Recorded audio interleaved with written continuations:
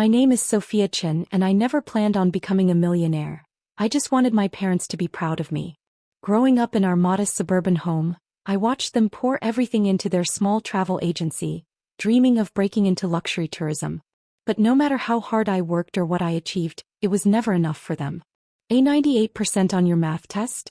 Why not 100%? My mother would say, barely glancing at the paper. Emily Wang got perfect scores and she's learning violin. That pattern continued through high school and into college. When I got accepted to Stanford Business School, my father's only response was, "At least it's not your safety school." When I graduated with honors, they skipped the ceremony because a potential client had requested a meeting. I understood their dedication to their business. Golden Path Travel had been their dream for 20 years. They'd started with nothing, building it from a tiny office in Chinatown into a respectable agency. But they wanted more. They desperately wanted to break into luxury travel, to book private jets and exclusive resorts for wealthy clients. That dream consumed them, leaving little room for anything else, especially their underachieving daughter. After graduation, I made what they considered my biggest disappointment. Instead of joining their agency, I took an entry-level position at a private aviation startup. A secretary? My mother had practically shrieked when I told them. "We didn't send you to Stanford to be a secretary." "It's not a secretary position, Mom," I tried to explain. "I'm a business development associate dash." "Same thing," my father cut in. "You're just answering phones and getting coffee for real business people." What they didn't know, what I couldn't tell them, was that I had a plan. The startup Sky Elite Aviation was revolutionary. They were developing an app that would make private jet booking as easy as ordering an Uber. I saw the potential immediately and so did my bosses. Within 6 months, I was leading client acquisitions. By year 2, I was the youngest director in company history. I worked 18-hour days, learned everything I could about private aviation, and built relationships with Silicon Valley's elite. But I told my parents nothing. Every time they asked about work, I gave vague answers about still being at that little aviation company. Why? Because I wanted to succeed on my own terms. I wanted to prove to myself that I could do it without their connections or their approval. Then came the day that changed everything. I was in my office, no longer a cubicle but a corner suite with a view of the San Francisco Bay, when my assistant buzzed me. "Miss Chen, your parents' agency is trying to schedule a meeting. They have a potential client who wants to discuss private jet services." My heart stopped. Golden Path Travel was reaching out to Sky Elite. After 3 years of dismissing my job as just answering phones, they were now potential partners? "They specifically requested our CO," my assistant continued.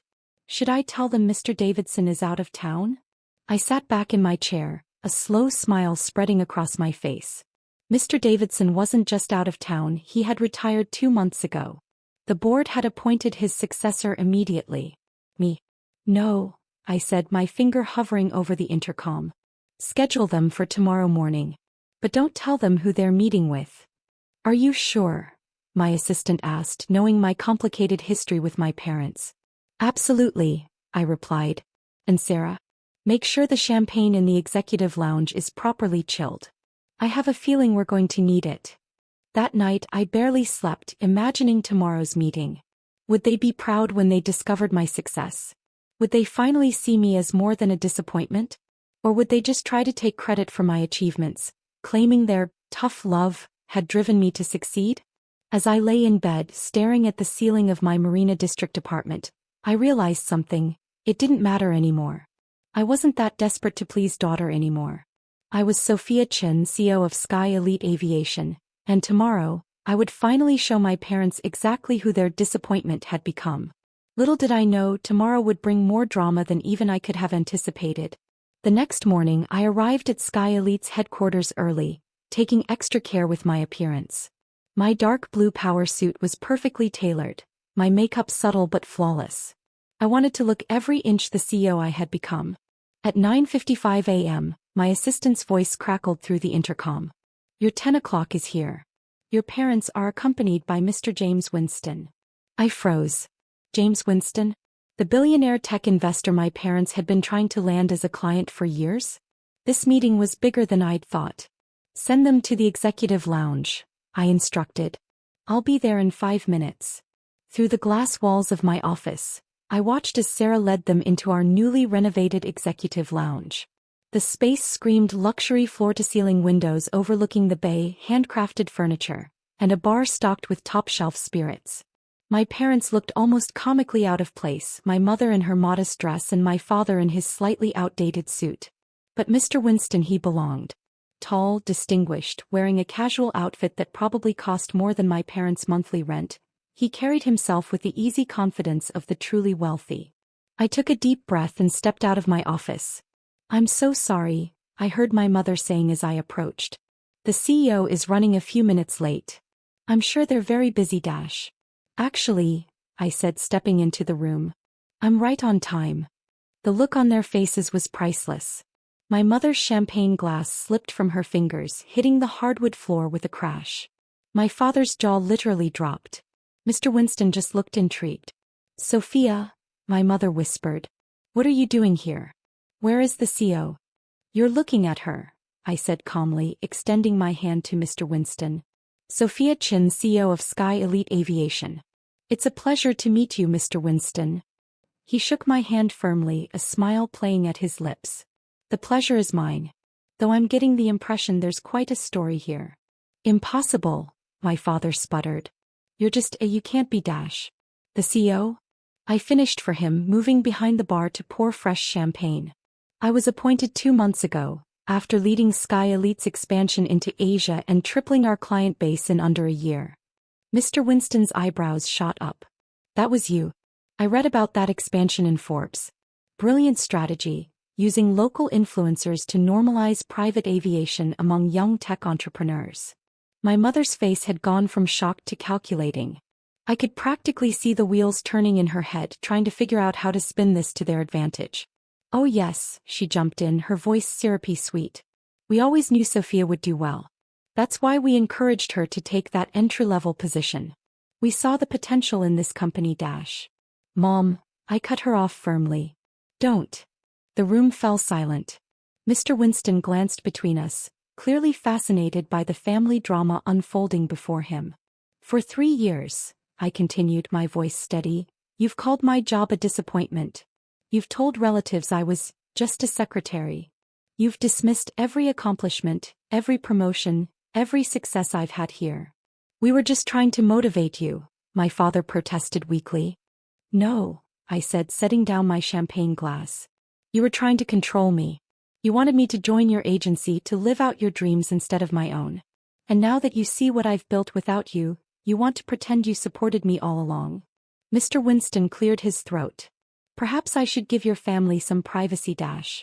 "No need," I said, straightening my jacket. "This is a business meeting after all. You came to discuss private aviation services, yes? Let me show you what Sky Elite can offer." I pulled out my tablet and opened our presentation, but my parents weren't done yet.